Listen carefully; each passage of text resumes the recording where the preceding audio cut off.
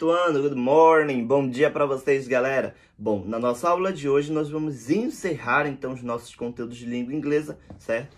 Com o nosso material didático do Sistema SAI de ensino. E a gente vai voltar para a página 356, onde nós vamos dar prosseguimento. Então a gente começou a ver números, não é? Na aula anterior a gente fez até uma brincadeirinha do livro de matemática, a professora de matemática não fique brava com a gente, tá legal? Mas então na nossa aula de hoje a gente vai dar prosseguimento e encerramento aos nossos conteúdos de língua inglesa. Bom, na página 356, então, a gente começa com o nosso material. Do you have a lucky number? Você tem um número da sorte? Bom, eu, na verdade, tenho. Meu número da sorte é o 55. Não digam pra ninguém, tá legal?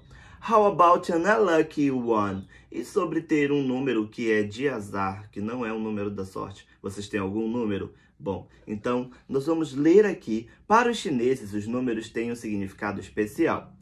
Vamos ler o seguinte texto para encontrar, não é? Quais são os números da sorte que estão para os chineses, não é? E quais são os números que dão azar. Bom, e aí a gente vai dar prosseguimento aqui no nosso conteúdo. Vamos lá. Numbers were very important to the ancient China and they still are. Some are considered lucky, while others are considered unlucky.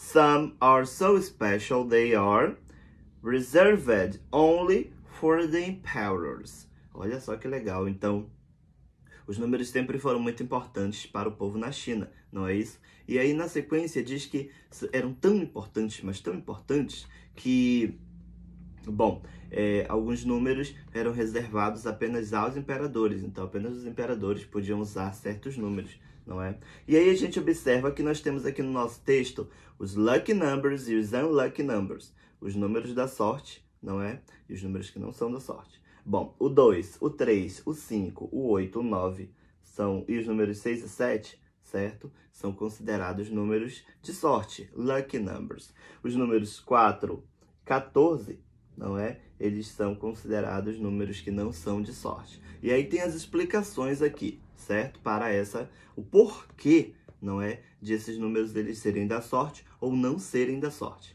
tá bom? Depois, a gente chega na 6.1. Leia alguns ditados populares, ok?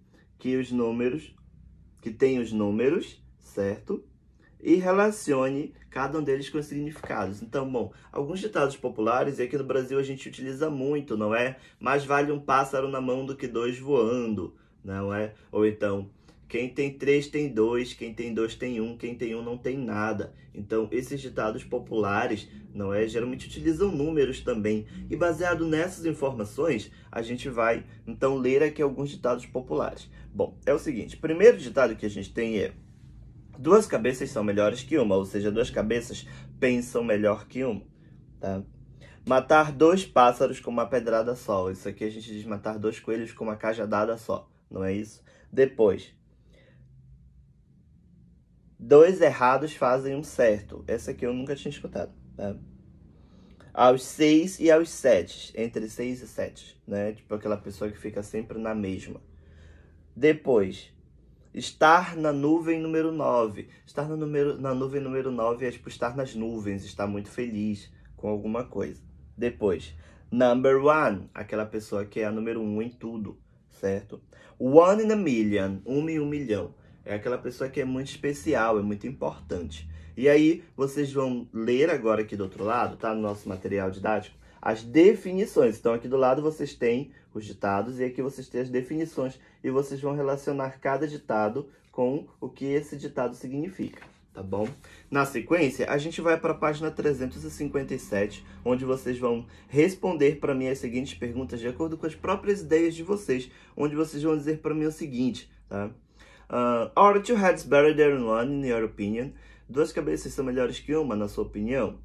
Depois, are you usually at 6 and 7 in your math classes? Você está sempre entre 6 e 7 na sua aula de matemática? O negócio aqui é com matemática, né? Depois, are you on cloud 9 today? Você está nas nuvens hoje? De repente, não é? Quem sabe? Depois a gente tem who's the number 1 in your class? Quem é o número 1 na sua sala? Então você pode, não é, dar a sua opinião aí escrevendo o nome, ok? E por fim, Who's one in a million in your life? Quem é o 1 em 1 milhão na sua vida? Aquela pessoa que é extremamente importante para você, tá legal? E aí depois a gente vai para a questão de número 7, para que vocês respondam para mim, não é? Quais são os números da sorte e quais são os números que não são da sorte, de acordo com o texto. Ah, e vocês podem colocar em número sem problema nenhum, tá? Fica a critério de vocês essa parte. Depois, de acordo com o texto, responda. Qual número é associado ao imperador? Escreva o número em figura, né? Então, ou seja, o número mesmo. A gente não precisa escrever por extenso. Por que o número 3 é importante para a religião budista? Tá? Depois, quais são os 5 elementos da filosofia chinesa? Está escrito aqui no texto, tá bom?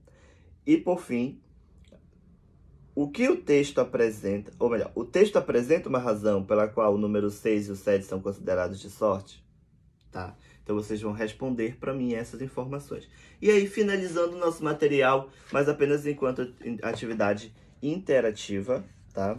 Nós temos aqui o seguinte. A gente vai dar uma puladinha para a página 360, onde a gente vai aprender sobre as maiores montanhas russas do mundo, tá legal? Então, vocês têm aqui Goliath, Banshee, Twisted Colossus. Essas três são 3 grandes montanhas russas, não é?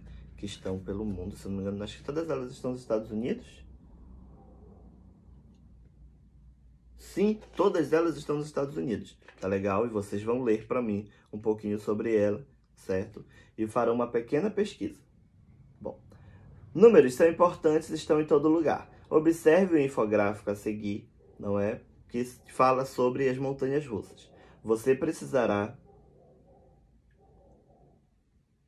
de uma se você subir. Ah, não. Ou melhor, não é melhor subir.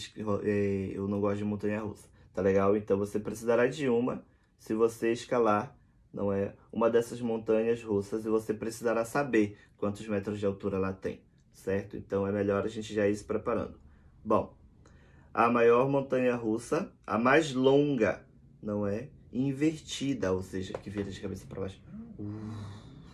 Ok? Então, vocês têm aqui as informações sobre as montanhas russas e vocês lerão para mim apenas para finalizar o nosso material didático, tá legal? A partir de segunda-feira a gente começa as nossas revisões, certo? E aí, então vamos para as atividades de hoje e daqui a pouquinho abrirei o grupo para que a gente possa continuar conversando. Ok, galera? Let's go! See you!